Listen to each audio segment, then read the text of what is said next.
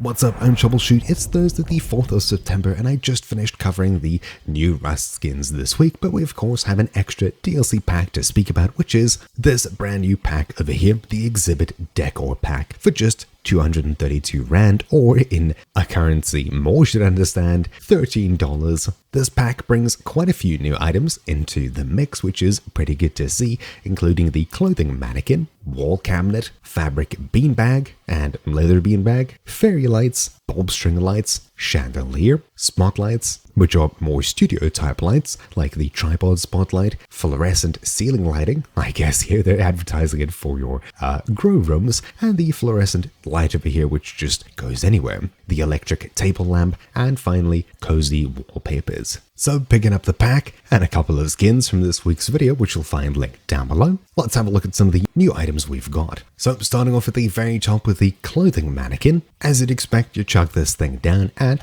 you're able to interact with it. You can hit E to swap the pose between a couple of preset ones, which are mostly just different looks, and if we hold E we can open the container to place some items on it. If I drag all of my items of clothing onto it, for which we can basically use it as a locker, it's just it doesn't have a hotbar for weapons, we can use clothing and a backpack, and of course display things as you'd expect. It's a pretty simple concept, which obviously a lot of people have wanted to see in Rust, all the way until it was actually added now. As for using these as distractions and things that people might shoot at, they don't move all that much, and I don't think you can hook these up with electricity in any way, so they're basically just stuck in whatever way you have them. You can hit E to swap clothing with your existing set, so again you can use it sort of like a locker, and of course we can swap the pose with the E menu here, or just tap it once as you see. Yeah, pretty useful overall. Then when you've got yourself a base, you can plonk down a wall cabinet, which as you can see has some electricity in it. Grabbing a generator, we're able to not only use this item as storage, but we can also make it light up. For now, holding E opens up the wall cabinet, which you can place some items inside of, as you can see here, and interacting with either of these cupboard doors results in the same thing. From what I understand, you can place a wooden key lock and a code lock on this as well to make it a regular lockbox kind of item. You can store some things for safekeeping in here, and I think it's the equivalent of the small storage box. But more interestingly, if we grab ourselves a wire, take it from the in, plunk in some power, you can see these two lights over here do actually illuminate the cupboard, but unfortunately I don't think this illuminates much of your base other than a tiny bit of light that is given out from this, as you can see by my shadow moving over here. It's definitely not the brightest at all, but it is pretty nice looking. Then once you got one of these down, if you've got yourself a skull trophy or a Discord trophy or something along those lines, you can place small items on the bottom shelf over here, and they should be interactable as usual and things like that. It's a nice little extra bit of storage space in your base, adding some verticality to it if you want to add a few extra small items, but of course you can't fit all that much on this extra little shelf here. If you're wondering about a small storage box, it's not like a regular shelf. This won't really fit here, but of course that is by design, as we've got one built in right over here. We've also got two fabric beanbags, which if we plonk these down, you can actually mount and sit in. These beautiful chairs, of course, as you can see with this custom rest pose, are definitely a comfortable addition to AFK in your base. Oh geez, I didn't even realize this dude's arm was up. That's actually kind of crazy. If we have a look at this other one over here, we've got the same thing going on here. I think it's maybe just one and only preset pose. Let's see. Yep, I think so. There's only one pose in these. Overall, a pretty sweet addition. It doesn't do all that much. If we hop out and hold E, you can only just mount them. They're just a regular chair. This one over here looks more like the hazmat suit, or at least hazmat suit material, which is the fabric beanbag seat, and we've also got the leather beanbag seat, which seems to be made more out of, I guess, leather, obviously.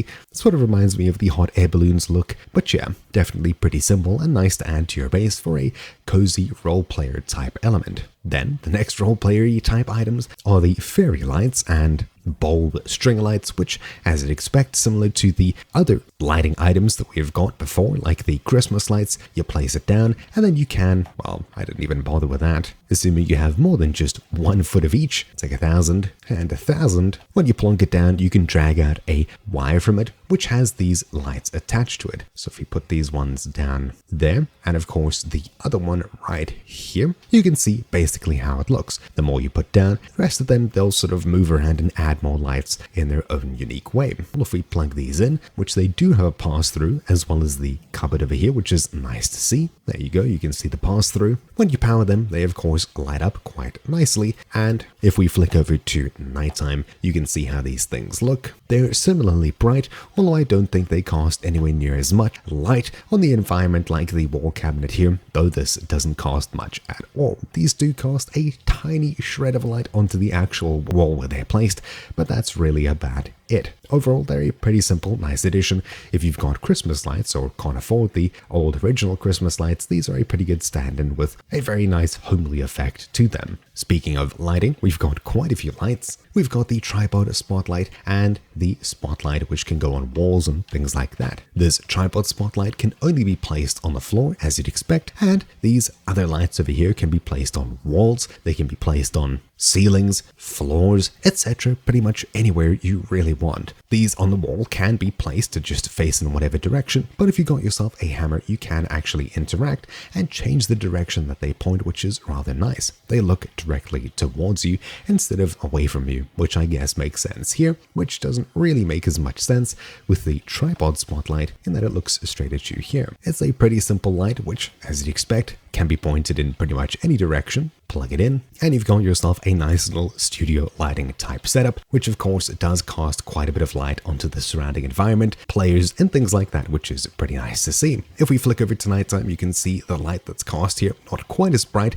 as the other spotlights we've seen before, definitely more direct and channeled, not as far and distant, but overall they're a really nice wiring addition to add to your base or a studio type environment if that's something you're building in your roleplay world. Definitely a pretty cool looking addition. From here we've also got the ceiling and normal fluorescent light, which, as you'd expect, plonking them down, hang quite a bit off the roof, or if you put one down on the wall, face downwards, on the floor, face towards you, but you can of course rotate it to face in almost any direction. Put these two down here, flick over to nighttime. This is our, well, studio lighting we've got going on here. If we detach this over there and instead plug in our, geez, I can't see anything, grow lights, we've got the ceiling fluorescent light over here, which does cast a healthy amount of light into whichever room you place it in, which is quite nice to see. But we've also got a pass through here leading to our normal fluorescent light, which can be placed pretty much anywhere. Pretty cool. Definitely a really nice addition to your base lighting, of course. Once more, this is more of a factory type lighting, or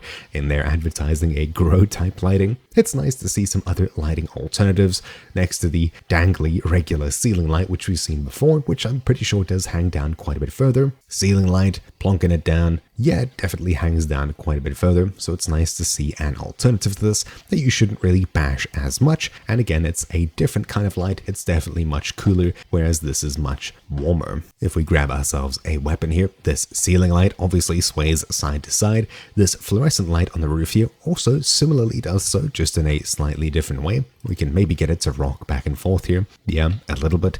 And this wall light over here, or wherever you place it, doesn't move at all. As for jumping around and bashing into it, that was a thing in the past, but I don't think that happens anymore. I'm not too sure when they changed that. Pretty cool. I definitely do like how these things look. And again, if you're adding to your roleplayery type base, if you've got yourself a table or beach table, you can grab yourself the brand new electric table lamp, which, plonking this bad boy down, is very different to the only other lamp that we have, which I guess is technically the tuna can lamp. Definitely not the brightest. These ones over here, if we plug them in, have a power in and a pass through, which is nice to see. So if we stick them together, turn off the lights, bam, you can see just how bright these things are. They're not too bright overall. I've put down some walls back here on the triangle foundation just behind it so that I don't cast light too far away. It's a healthy amount of light, more of a dim bedroom type example than these grow lights or fluorescent lights, I guess, and of course the much brighter studio lights, which are very, very directional. Definitely a much more homely vibe I can see working super well